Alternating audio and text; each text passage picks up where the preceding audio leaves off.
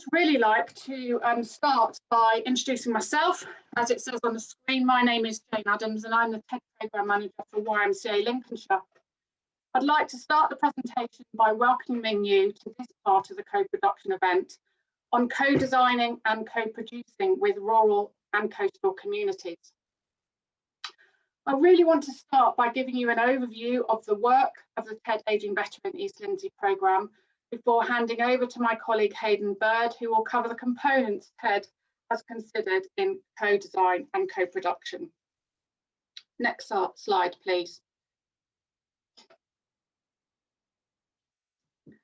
So for those of you who are not familiar with TED, TED stands for Talk, Eat and Drink, as research found how people particularly like the social aspects of talking, eating and drinking together. TED is based in the East Lindsey district of Lincolnshire and has been working with individuals, groups, organisations and local businesses since 2015. TED is led by YMCA Lincolnshire, working with several key partners across East Lindsey, including East Lindsey District Council, Age UK Lindsey, to name a few. The 14 Ageing Better partnerships all explore creative ways for people aged over 50 to be involved in their local communities. It was set up as a test and learn approach to involve individuals and communities to help design services to make people's lives healthier and happier. Next slide, please. For those of you who are not familiar with where East Lindsey is, you can see the map on the right-hand side, and you can see that obviously it's a mix of coastal and inland rural areas within Lincolnshire. East Lindsey is one of 7 district council areas within Lincolnshire. Lincolnshire is a diverse county comprising an historic city, numerous market towns, outstanding countryside and 50 miles of coastline. East Lindsey is the second largest district in the country, an area greater than central London, but of course far more sparsely populated. Property prices are reasonable compared to the national average, and so people who have visited the coastal towns of Skegness and Mablethorpe on holiday will often make this area their retirement home. East Lindsey District Council and other organisations acknowledge the district is diverse and support the need to improve things for over 50s, and this is often displayed in villages and communities offering a wide variety of activities. Next slide, please. As shown on the previous slide, East Lindsey is a rural area that contains a number of towns, but also has a significantly sparse population made up of villages, hamlets and individual dwellings. A significant part of the district comprises of coastal communities and coastline and has an ageing population disproportionately higher than the national average. In preparing the initial project plan and application, it was taken into account the demographic and social economic characteristics of East Lindsey. For example, the higher level of older people moving into the district to retire with chronic, multiple and/or complex health and social care needs. The sparse nature of the district and poor levels of transport, making it difficult for older people to access recreational and social activities. Areas of deprivation, access to other public services, leisure and town hubs, and issues with internet connectivity and mobile phone signal in a number of areas. This results in some over 50s becoming isolated and lonely, especially if their personal circumstances change, for example, if their partner dies or they're no longer able to drive. Next slide, please. The overarching aims of TED is to ensure that people living in East Lindsey and age over 50 feel less isolated and lonely, become actively involved in their communities, are engaged in the design and delivery of services that improve their social connections, obviously the link there with co-production, recognised for their positive contribution to society, and feel more positive about ageing and related opportunities this presents. Next slide, please. So how TED reaches those aged over 50 in East Lindsey is varied, as you can see on this screen. TED commissions 5 delivery partners who are organisations working or operating within East Lindsey. So we have Links Digital, who offer digital skills training. Citizens Advice Lindsey offer advice and guidance, providing information, advice and advocacy services. Magna Vitae offer fitness, food and friends sessions, which is a health and wellbeing programme. Carers First offer a male focus project, and Age UK Lindsay offer a befriending service providing one-to-one support to those over 50s. The internal TED team work on the areas of friendship groups. These groups are volunteer-led and offer people within the community to get together on a regular basis. And we will discuss this more if you're attending workshop 2 on the dynamics of how these operate. We also have age-friendly businesses. We have over 100 in East Lindsey that have been recognised for providing an excellent service and environment for older customers. The Free TED Age-Friendly Business Award gives customers the confidence to know that the business met a range of criteria, for example, a clutter-free environment to excellent customer service. Age UK Age-Friendly East Lindsey, as a result of a partnership between East Lindsey District Council and YMCA Lincolnshire, an age-friendly principal officer started in post in 2019. The role was created in order to assess the age friendliness of East Lindsey and to develop an age-friendly strategy for the district.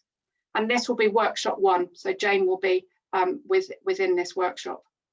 We obviously collect learning and evaluation of the work that we do, and Hayden will expand on that a little bit later. And obviously events and marketing and communications, which is sharing the work of TED, but also of the other Ageing Better partnerships. Next slide, please. At the start of the first lockdown in March 2020, the TED programme had to very quickly adapt. All involved were able to diversify and change their methods as all face-to-face delivery had to be paused. We set up a connected helpline, which is a befriending offer to support those who needed help. And we were able to extend this service Lincolnshire-wide, supporting those who weren't aware of TED.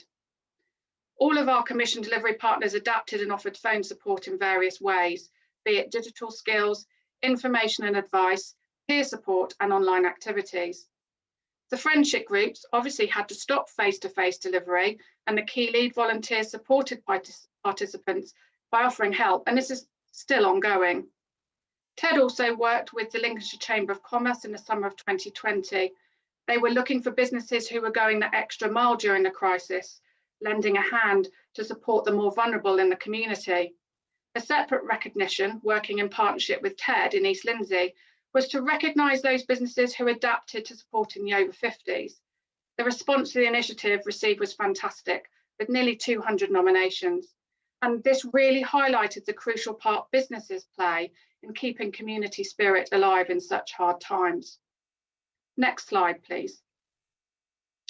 So firstly, I'll outline some overarching observations about TED's journey of change, presenting 5 key learning shifts during the life course of the programme, which we liken to shifting sands.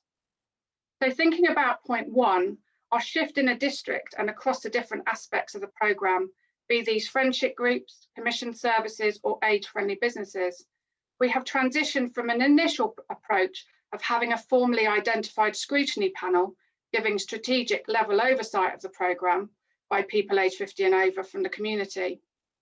As the project progressed and diversified, including COVID, we have moved from working in communities to working with communities. Secondly, this sometimes subtle difference can be characterised by working with people through frontline delivery of services. And as part of the grassroots engagement for this shift, our core learning is that people might be labelled hard to reach, engage effectively, and that this initial work provides foundations for co-design and co-production of services. Examples from TED and other Ageing Better programmes include revising service offers for people who identify as male, and to also consider ways of reaching people as part of LGBTQ+. TED commissioned projects which specifically targeted men, as well as specialist consultancy to produce bespoke training which reflected the complexions of our district.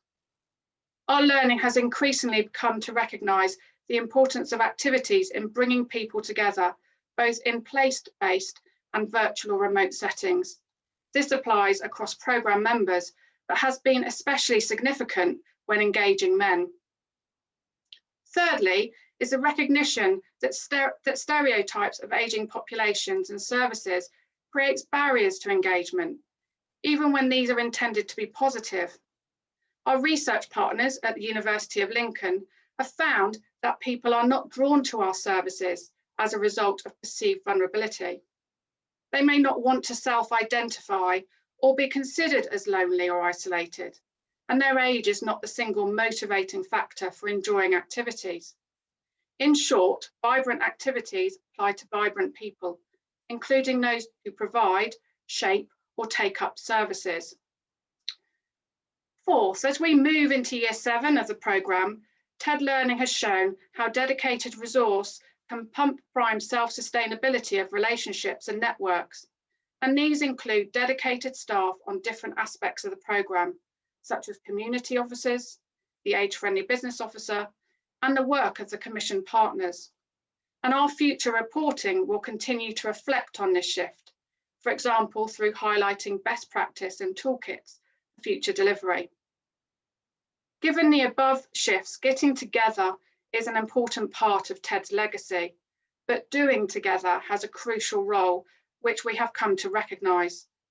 Friendship groups, for instance, have also worked independently in establishing activities and themes of group meetings informally. Our work and the work of commission partners and the University of Lincoln have sought to document the impact of engaging with communities in East Lindsey and on TED members. These collective shifts in thinking and engagement are the cornerstone of the toolkit components that Hayden is going to present during today's session. Next slide, please. Year 7 of TED will continue to commission specialist service as detailed in this slide through a variety of ways, including befriending, health activities, event support, and learning, to name a few. Next slide. So if you'd like to know more information about TED that I perhaps haven't been able to cover fully in this very short presentation, please go to the TED website or contact the team using the email address below. I will now hand over to my colleague Hayden Bird, who is a TED Learning and Evaluation Officer. Hayden. Thanks, Jane. Jane's given some background about TED's journey over the past 6 years, including how we've adapted our service offer from original 3 strands of work, the friendship groups, commission delivery partner projects, and also the Age-Friendly Business Award. Jane's also picked up on some of the changes in context, including during COVID-19, how we responded rapidly and planned ahead, involving multiple stakeholders. And this includes people aged 50 and over themselves as both designers, users, but also providers of services, and sometimes managing these identities simultaneously. So first, I'll give a bit of an overview of what I hope to cover in the next 10 minutes or so. So if you could get to the next slide, please. I'm going to outline some of the content of the co-production toolkit and our theme in 4 components or work streams. In component 1, I'll highlight the importance of understanding communities. This includes profiling community characteristics, and this includes mapping services and assets. Here I'll talk about the fluid nature of these profiles and the importance of co-production in capturing these evidence bases. For component 2, I'll talk about our learning around developing a quality mark for friendship groups. This was originally developed with friendship groups, but particularly has some ramifications for group activities as an indicator, but also as a mechanism for bringing people together, including moving on from the challenges of COVID-19. For component 3, I'll highlight our thematic learning, consolidating our learning work from the TED Life course to flag up a checklist of core considerations when engaging with rural and coastal populations. Our focus again is primarily on group activities, but it also reaches relationships and individuals. And the final component of the toolkit builds on all of the other components and signposts sustainability, identifying really key ingredients about TED's ideas about keeping going with co-production, capital and funding streams. If we could go to the next slide, please. So yeah, well, Firstly, why profile in rural and coastal communities, ageing populations and services? In East Lindsey District, profiling has been really crucial to understanding the enablers and barriers to co-production. TED members are integral to this understanding and the grassroots interface. Building relationships with people aged 50 over has been really crucial in nuancing our shared understanding, not only to get insights into community needs and challenges, but also to document the preferences and strengths of groups and individuals. These understandings can be really fast changing and not sometimes formally documented. And here, delivery partners and friendship group members have acted as proxies for community need. And this toolkit stand also links directly to our learning resources on resilience that we've developed, showing how person-centered, flexible services and engaging activities really sustain the relationships. And these are our key vehicles for co-producing and legacy. Our learning reports highlight how characteristics of services and people can be fluid, requiring short-term responses, which also enable foresight for longer-term planning. Again, partnerships have been really important mechanisms. For instance, an Assistant Director of People and Housing from East Lindsey District Council chairs our programme management group meetings, which are multi-agency group meetings. And the council has a dedicated portfolio holder for Better Ageing who also attends these groups, giving added value to strategy and delivery and the policy interface. The programme also really benefits from a jointly funded age-friendly principal officer who is part funded by the council and part funded by the TED programme. And the age-friendly principal officer has recently undertook a formal baseline assessment of the district in line with WHO domains of age-friendly communities. So to summarise, this component, co-production rural and coastal communities can be enhanced by a working awareness of both formal assessments and also the more informal indicators that I mentioned.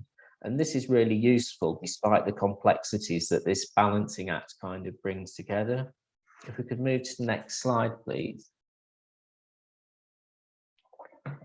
So our second component reflects on one mechanism for supporting co-production in the form of a quality mark. Group dynamics have really featured across TED. The early and still enduring examples of TED focused on traditional coffee morning settings with TED friendship groups. But these groups, like activities run by our commission specialist delivery partners, and also some of the Age-Friendly Business Award activities, have really shown how one part of the district vary from another. For instance, if we look at friendship groups, some of our friendship groups have a very formal structure with committees and secretaries and dedicated volunteers, whereas others seem to be more kind of informal friendship get-togethers where people don't have the identity of a formal volunteer. The mark was really developed with friendship group leads as a way of recognising the achievements of groups in the context of ageing better aims and objectives.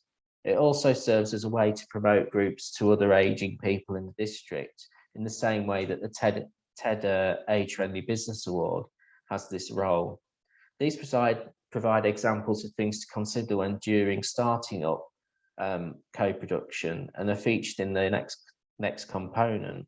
It's also worth highlighting that the quality mark also includes practicalities, considering issues that may affect rural communities such as transport and access to friendship groups in hubs, but also practicalities like toilet facility access and how suitable the space is going to be for proposed activities. In addition, it also includes ageing, aspects of Ageing Better Camden's concept of warm welcome, which looks at emotional engagement as well as practical engagement. And if we move to the next slide, I'll talk a bit about the development of our third aspect of the rural and coastal toolkit.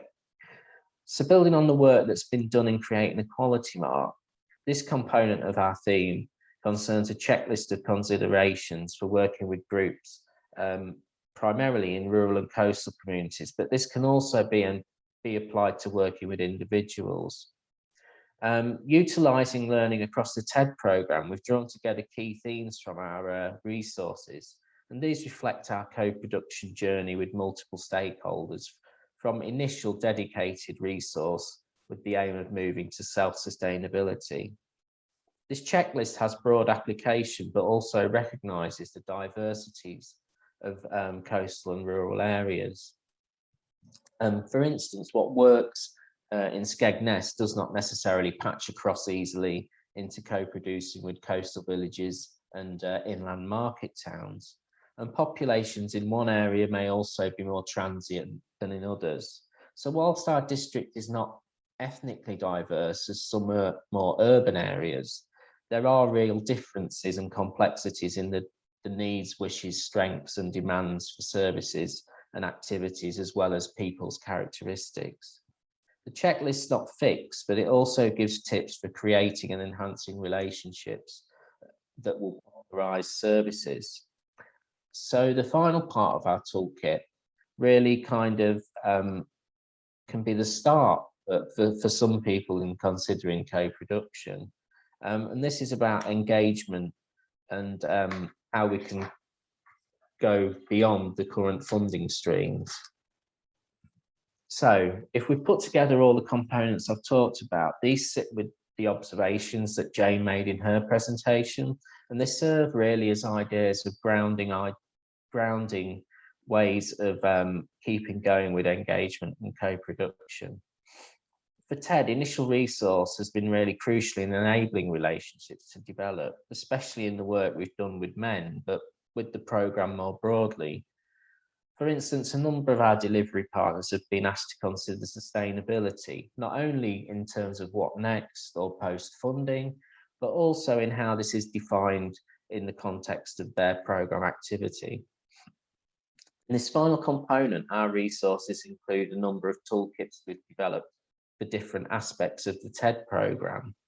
And this includes toolkits for friendship groups, toolkits that Mission delivery partners have developed, and also the Age Friendly Business Award toolkit.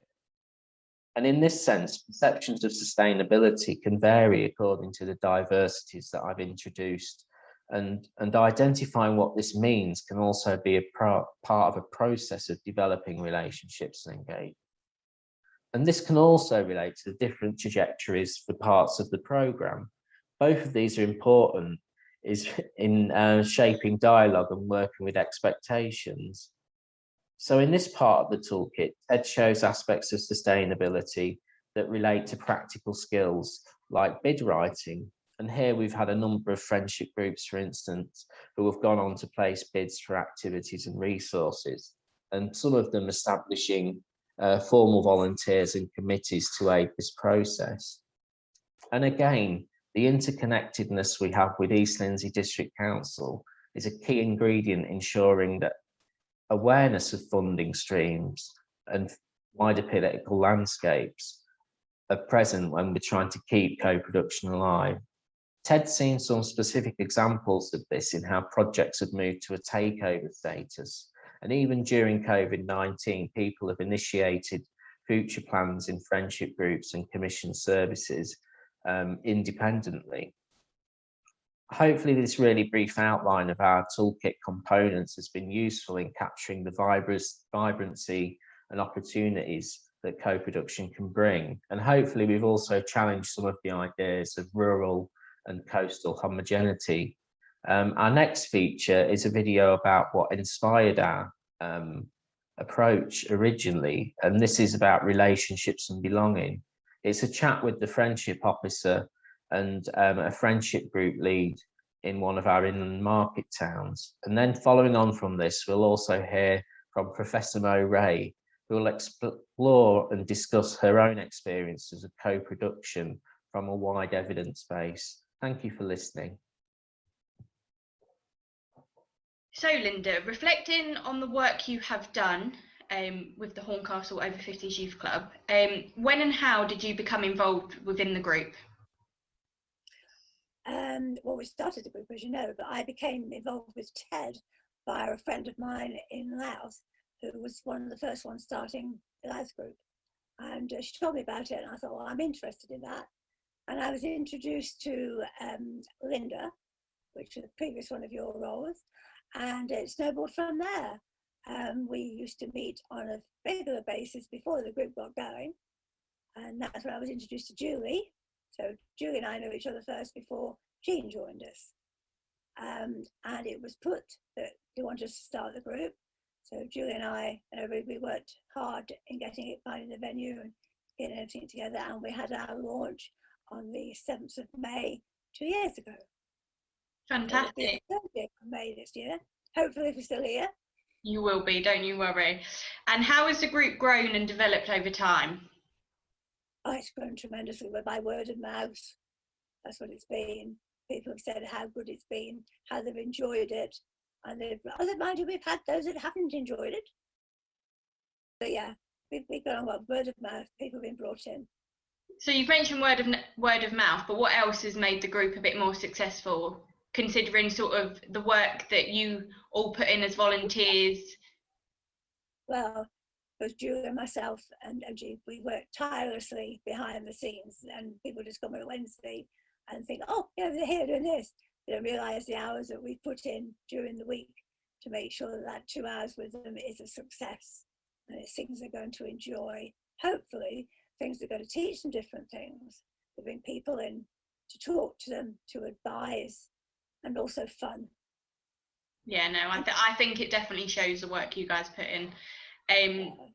So can you give me any information on how you've sort of stayed connected with the members of the group during COVID, and obviously all of the sort of obstacles you faced within that, and how that has affected the group, but sort of the positive side of it as well? It's affected the group tremendously, because we stopped the group before lockdown was actually put in place. And we've kept in touch with them, by the three of us have tirelessly been ringing people, making sure they're okay. Mainly that's Jean and Julie. I've done a little bit, but I've tried to motivate the volunteers so that they don't disappear when we get a chance to go back. It was more important to me that I kept on side with them. Yeah, so we have met them though. In the summer it was lovely.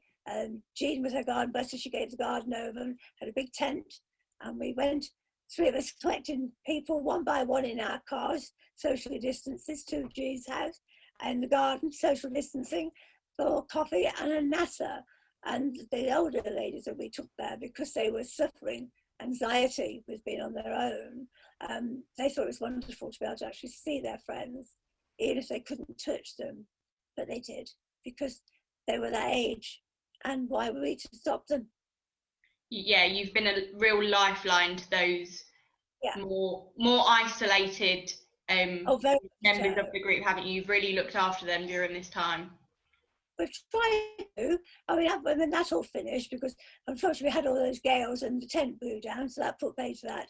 So then we went and met up at the garden centre here, and they were sat on one table, we sat away from them, so we had the rule of 6 in place, so we were okay on that.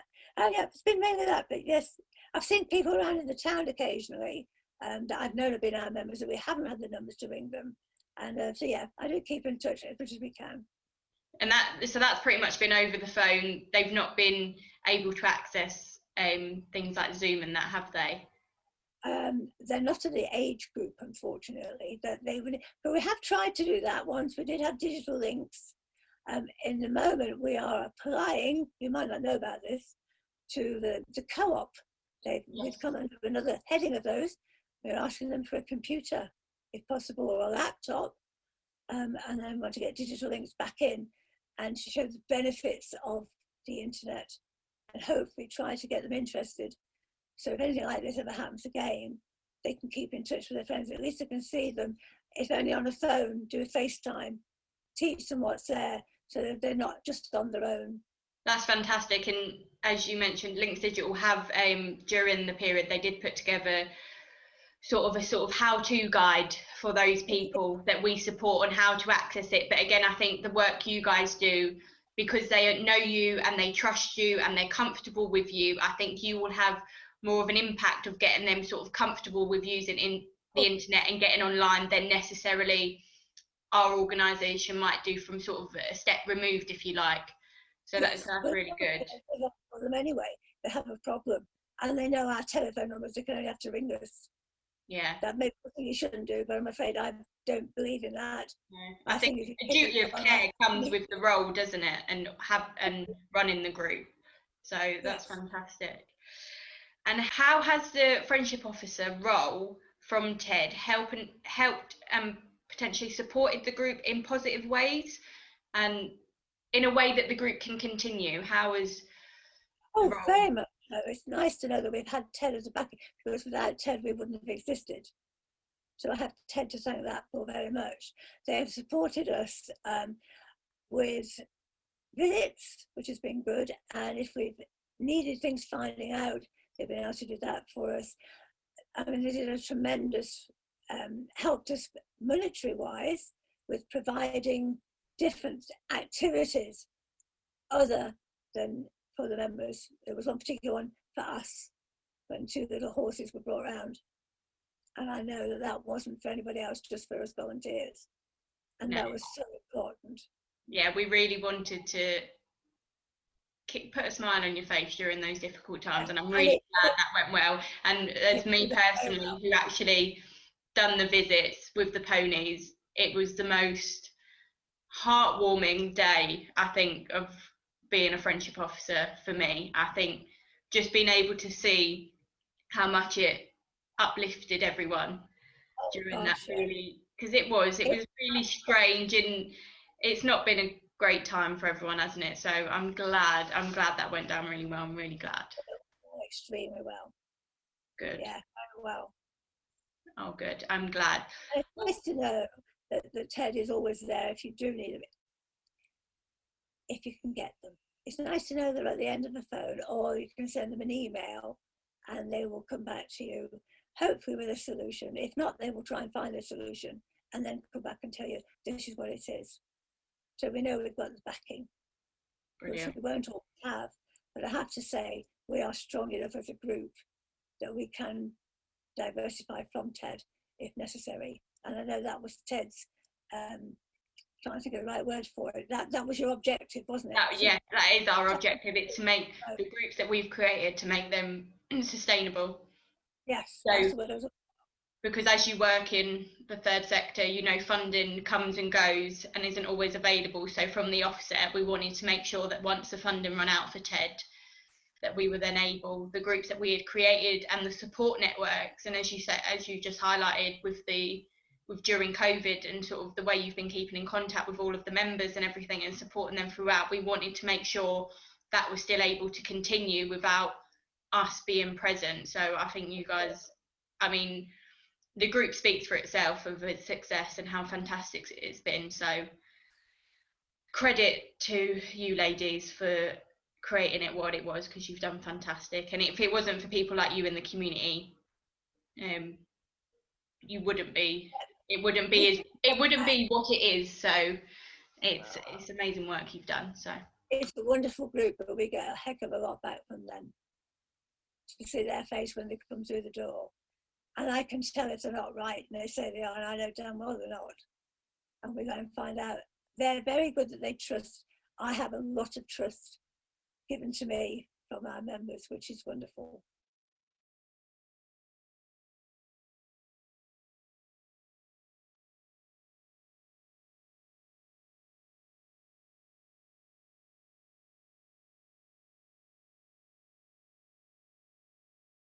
So I'm Mo Ray, and I work in the School of Health and Social Care at the University of Lincoln. And my research predominantly focuses around experiences of old age and ageing, experiences of care, and also social relationships in older age. And I'm also very interested in participatory approaches to research and service development. So it's a big umbrella, participatory approaches. They've been around for a good while, and they operate at very many different levels. and along a continuum, if you like, from at one end, having no control, being done to, given to, and at the other, having considerable control, user-led, citizen-led organisations and services. Participation is sometimes referred to as consumerist approaches versus democratic approaches. So by consumerist, we mean the sorts of participation that perhaps ultimately to improve the product of the organisation that's seeking the views of people. So for example, surveys or consultation exercises could be defined often as consumerist perspectives. So in this approach, there's no transfer of power or control. People may say they felt as if they were simply there to rubber stamp a decision that had already been made. The power remains in the hands of the organisation or the decision makers.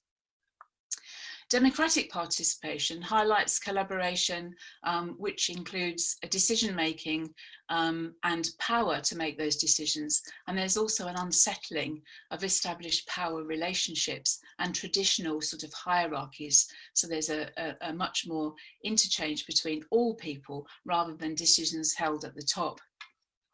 So don't misunderstand me, I'm not saying that surveys don't have a place, but if participation, I think, is to be used to affect real change and to be responsive to the communities it services and serves, then an approach to participation further towards a democratic end of the sort of line, if you like, may be more appropriate. Next slide, please.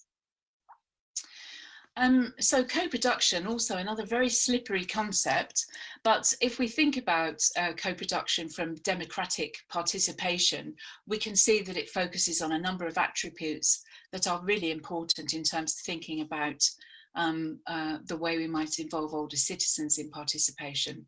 So it's about celebrating and recognising assets and strengths. It's about relationships, that people work in relationships together and that they're reciprocal. It's about developing networks. It's about working towards transformation and change and changing established power relationships.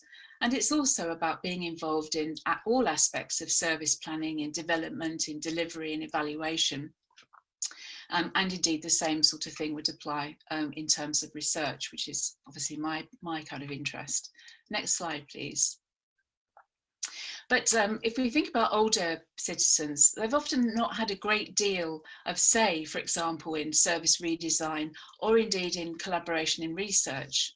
So I'm going to focus now very briefly on a research example which has involved older people as co-collaborators and as co-researchers from inception right through to the end of the process. Next slide, please. So the case for participation and co-produced research is not different, not very different from the sorts of cases that you might make at TED, for example. It's about making sure that research is accessible and goes far beyond engaging with just the academic community. How can we make our research relevant to citizens, to policymakers, to the end users? It also questions increasingly what counts as evidence. There's an increased value nowadays placed happily on the experience and practical knowledge, on the wisdom that experts by experience might have. And collaborative research has often been promoted as a really important way to develop research which ultimately could have more impact and more effect on, for example, stakeholders, services and resources. Next slide, please. The arguments for co-production, and again, very similar to the sorts of arguments for co-production in service development. So it's argued that co-production contributes to better understanding of the topic. It's ethically important and it has the potential to be transformative and to empower people. Next slide, please. The research that I did with my co-research team and two other research sites who also had co-researchers was to understand the ethical issues and the lived experience of people who pay for their own care. Now, self-funders in social care are defined as someone who pays for all of their care or support from their own private resources, including social security benefits and pension and attendance allowance, or they top up residential or domiciliary care with additional private spending. Older people are the largest group of self-funders from any other group of people, and yet we know almost nothing about them. We know nothing about their experience, about how they navigate services, how they manage self-funded care, what they buy, how they get on with it, what they do if they've got a problem with it. And indeed, even the numbers of self-funders remains unknown. We don't know how many self-funders there are. Next slide, please. So this is how our research was arranged across 3 sites, Lincolnshire, Brighton and Solihull. And we had an academic team. Myself, I was part of the academic team in Lincolnshire. We had a community partner. So our community partner was Evergreen Care, and they were experts, had expertise in delivering care and providing support to older citizens in communities. We had a group of co-researchers, and they were older citizens who either had direct experience of purchasing care for themselves or for family members, or were interested in the issue and the business of social care. And then we had knowledge exchange meetings, which involved co-researchers, academic teams, community partners with stakeholders such as social workers, commissioners, the voluntary sector, everyone involved in the care and support of older people. Next slide, please.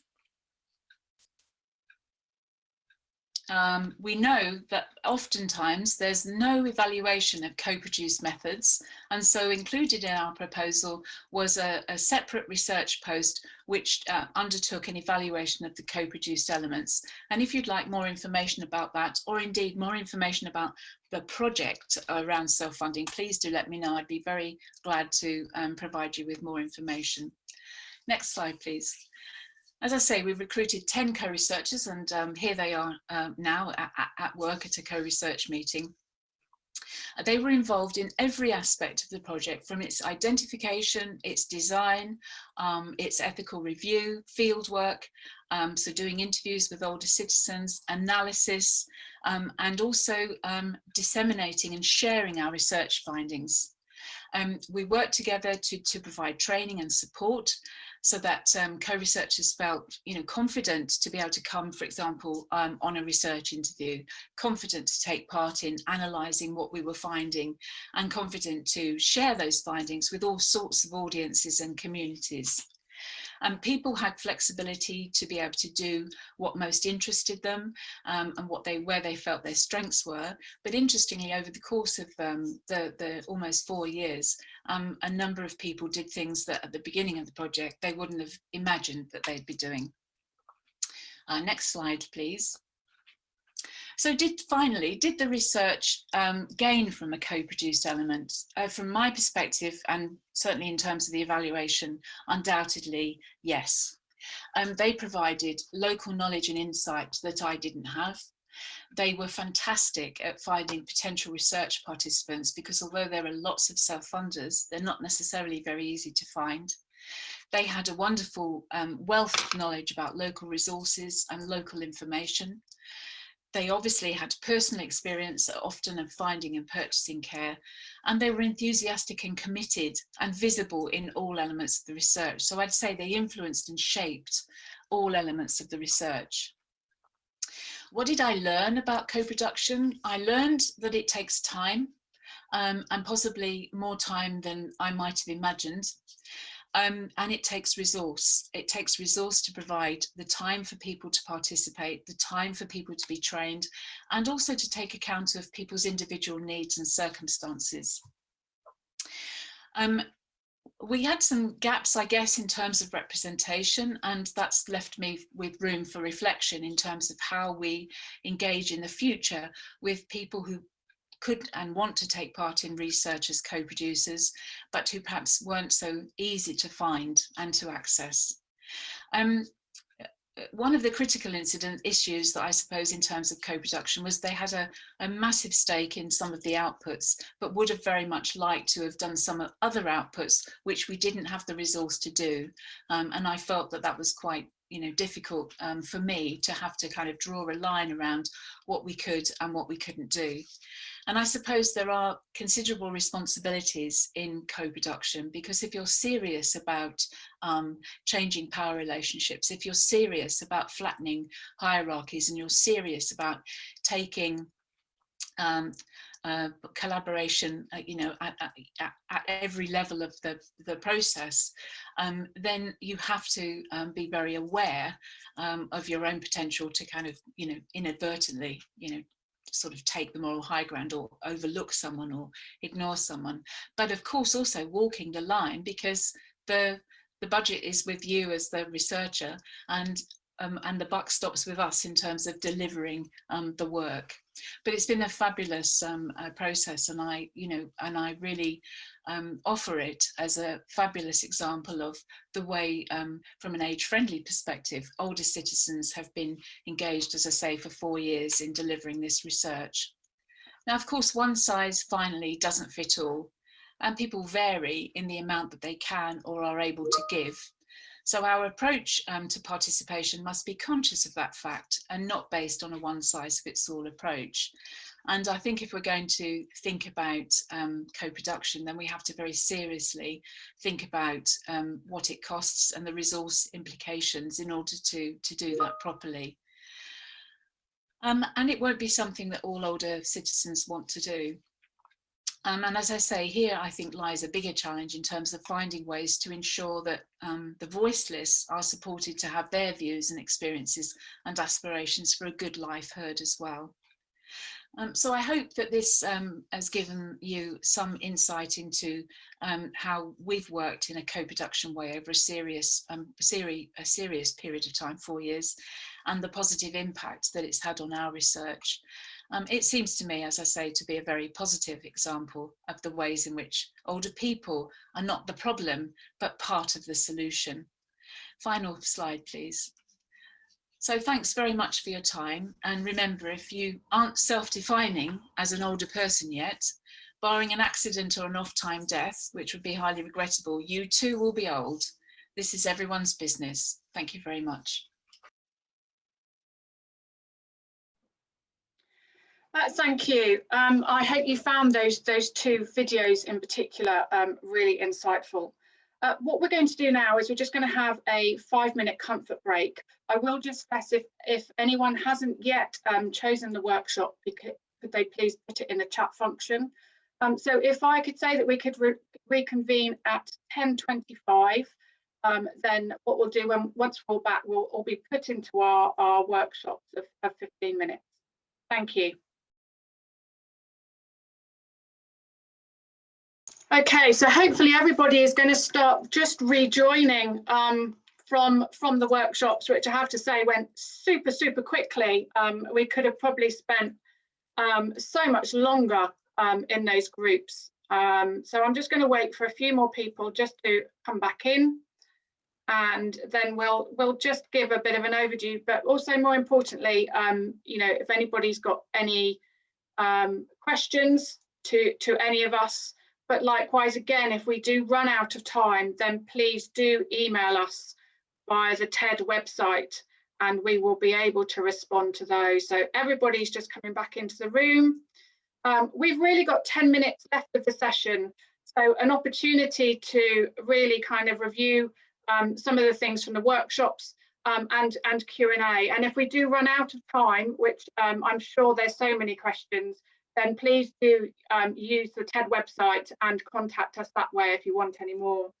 So I think just the workshop that I sat in, which was the developing the co-production energy and group activities, key volunteers were obviously the real support, but I think the one thing that I picked up on is the use of volunteers and the use of other things sort of sustaining the group. So listening to the people that come to the groups, people supporting the group. So Julie mentioned, obviously TED has supported, but the co-op, mayors and councillors, so people within the communities, key figures within the communities, being aware of the group and supporting that group. And fundraising is obviously, you know, has to be one of those things that you have to have somebody who is great at being creative in deciding how to raise some well-needed funds to keep the group going. And then lastly, it's all about the planning. And the planning of getting the groups together and everything else. So it's you know, it was a really good workshop. As I say, 15 minutes went very quickly. Hayden, I wonder if you could just give a couple of minutes summary about what was discussed in the other workshop. Yeah, we had quite an interesting contrast, really, but some common themes. We had Jane Burney, who chaired the meeting. That was Jane's our age-friendly principal officer, and we also heard from Marco, who's one of our delivery partners, who, if you like, works on the ground, works directly with different people in communities. And I think with both of the contributions, we had the kind of importance of informal relationship building as an access point in terms of co-production. So some of that relates to kind of building the evidence base alongside the kind of formal methods that Jane has been using. But even within the formal methods, there's been an element of co-design. So developing walking audits so that people can sense, as well as sense and feel the experience of aging populations. And I think Marco made a really good point that we tend to think of intergenerationality as being something that occurs between people who are aging and people who are either youthful or in childhood.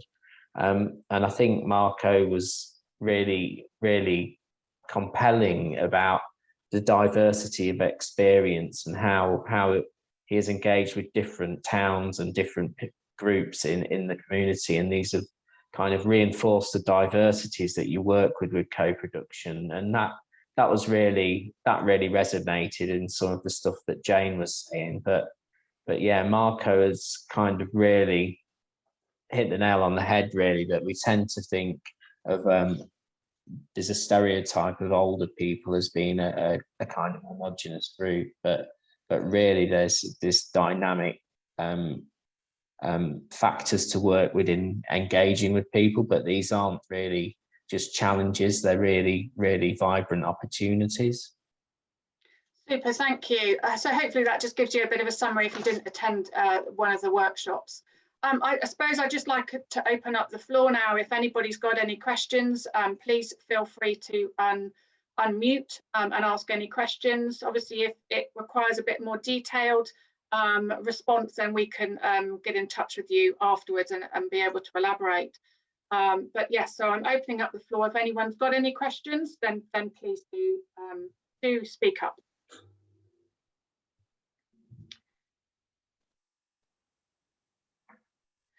Doesn't look as though we've got any questions. However, please do feel free that if you reflect on the session that you've attended this morning, then please do drop us an email. Sorry. Sorry, yes, just to say thanks to Anne. I don't know if she has left, but Anne and I think Emma have just had to leave a bit early, but thanks for joining us today. Super.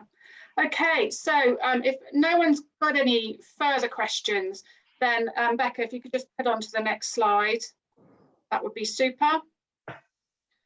I just want to obviously bring our session to an end. So as we draw our session to a close, I hope you have found this session really useful. I'd like to thank all of those involved in today's event, so the speakers and contributors and the tech support. Without obviously all of this, it wouldn't be possible. For TED, we've been on a journey to test and learn what works best. To keep communities connected, we have aimed to ensure rural communities can thrive by supporting and securing community assets like village halls and the individuals within these communities. I think what we need to remember is there is no one right way. However, by co-creating services, involving service recipients in different stages of the process, including planning, design and delivery, we can work together to find a shared solution. As we come to the end of the first week of the 3-week Festival of Co-Production Learning, you can see on your slide that you're looking at the moment is there are some more themes that will be covered next week. This will be next week, week 2. And there will also be many opportunities to attend the launch of the National Toolkit, which is on the next slide. There are various dates that you might want to be able to pop in. I think they're normally 20-minute, half-an-hour sessions. Just looking at the National Toolkit that all 14 Aging Better partnerships have contributed to, including TED. And so, plus the activities that we've also got. So there's some other fun activities. So the next slide just shows that there is not just the case of sitting in presentations and workshops, but there's some activity sessions, there's network and natter, and there's a host of guest sessions. So I'd just like to say, I want to thank you again for your time, and please don't hesitate to contact us via the TED website for further information, which is listed here. We will obviously get back to people regarding chat. So I can see that Genevieve, you've got some questions here. So I will be in touch with you directly. But please do get in touch if you've got any more questions, or if you want to find out more about how we have learned in East Lindsey, then please feel free to get in touch with us. But I'd like to thank you all for your time. That's very precious this morning. And have a good rest of the day, and have a good bank holiday weekend. Thank you very much.